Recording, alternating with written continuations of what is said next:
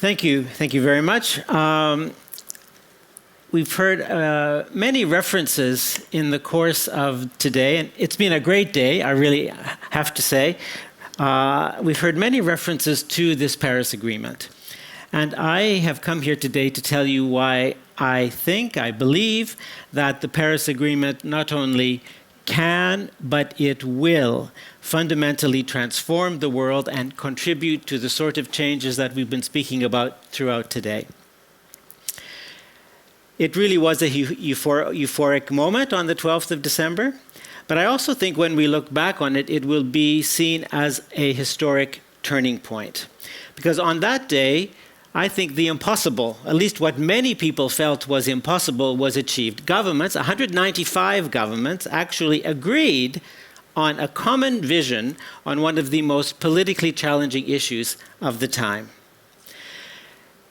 There was a political push from leaders on the first day of the conference. 150 heads of state and government came to Paris on that first day. The most leaders ever gathered in one place at one time on one issue. And then, last April, on the 22nd of April, we had the biggest first day treaty signing in the UN history when 175 countries signed the Paris Agreement, indicating that this agreement is going to come into force much sooner than we had ever expected. We now have the tough job of implementing this vision. The implementation which will transform every sector of the economy, including food and agriculture.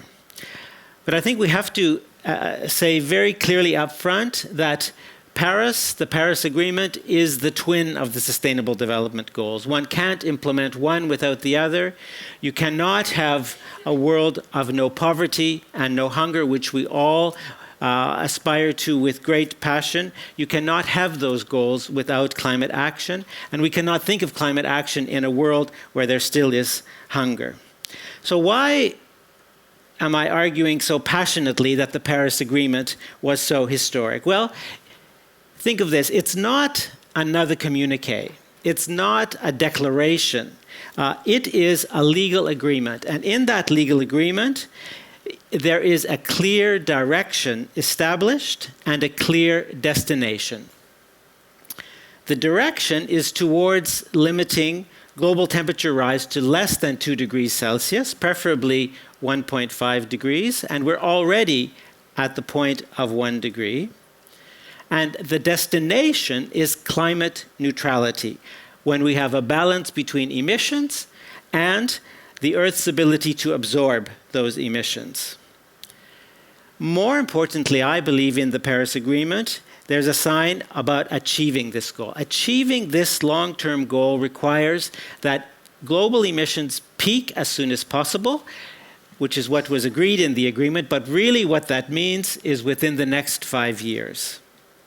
And after that peaking, we need to see emissions go down drastically in the decades to come so that we reach this state of climate neutrality. And this has to happen in every sector, no exceptions. So we have a goal and a path that are ambiguous. As Paul Pullman said a few minutes ago, the signal is clear. There's no more doubt, there's no more excuses for delay, and the task is really urgent. And in this sense, the Paris Agreement for me is a revolutionary document, which means that Jamie Oliver, the revolutionary chef, is not the only revolutionary lurking in the halls of Eat Stockholm this year. I could have come here today and told you all sorts of terrible things that are going to befall the world if we don't act on climate change, but I'm not going to do that. You'll be relieved to hear that. Rather, I'd like to talk to you about some of the changes that we're beginning to see already, and you've heard many other examples from the speakers who spoke earlier today of how we're moving to a new normal, how we're shifting and making changes, but they are only just beginning, and we do need to speed these up. First, some good news. An amazing 190 countries, far more than we ever expected, have already submitted their national climate change plans under the Paris Agreement. And these are not just talk, they actually make a difference. But they don't go far enough. And the challenge is now to increase the ambition over the years in these national climate plans.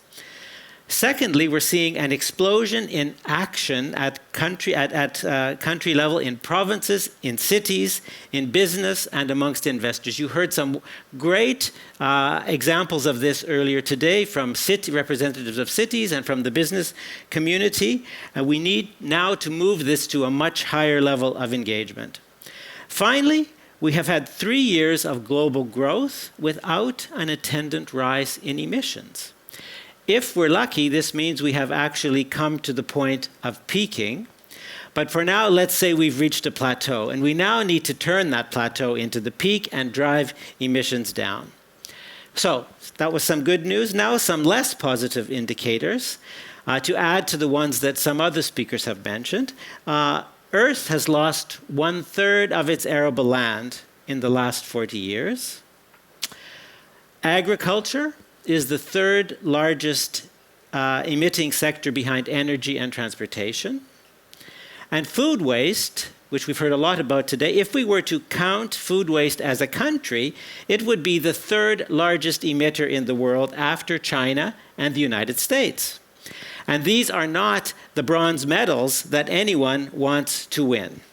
So the question which comes to mind is, what do we do? And here, it's not for me to tell such a learned audience how to run your business, but rather I'd like to share a couple of examples to add to the many others that you've heard throughout today of how committed people in the food industry have made a difference, what they have achieved, and how this new normal is beginning to come together. First, I'm really proud, actually, that at COP21, when the Paris Agreement was adopted, the catering companies that supported the conference had made a commitment to responsible eating. Using short supply chains and featuring local suppliers and seasonal produce, vegetarian dishes, etc., they were able to avoid 700 tons of CO2 emissions, which is a lot for a 2-week conference where people worked and ate around the clock. And even better, they actually exceeded their goal. To me, there's a very good lesson in this goal setting and exceeding goals example. In many cities, we're seeing growing networks of chefs and restaurateurs who are working together to provide low emission and environmentally responsible cuisine. And many in the retail sector and in the global food industry are also promoting sustainable products, from sustainable supply to waste reduction, energy efficiency, better packaging, and transport. All of these are essential ingredients of getting to the targets that we need to meet. And I'm absolutely convinced that creative and innovative people like those of you who are gathered here today, and the people that you work with, when focused absolutely on low emission strategies, that the high potential for emission reductions across this wide spectrum of the food sector will be achieved. And I think you can help more move from small scale initiatives to mass mobilization by exercising the kind of leadership that you've shown and which others have encouraged just a few minutes ago. And in that way, you can help to achieve this global target of carbon neutrality and solving the hunger challenge.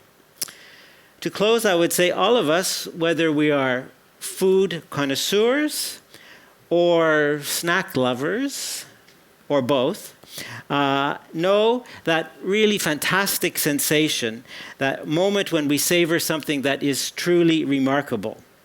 We've all had those wow moments, that perfect fruit, that magical wine, that dish cooked to perfection. And I hope that one day we will also add to this experience, the sensational experiences, the ability to truly savor food that has been prepared and procured in sustainable ways that respects the climate, and that will be a satisfying meal indeed. Thank you.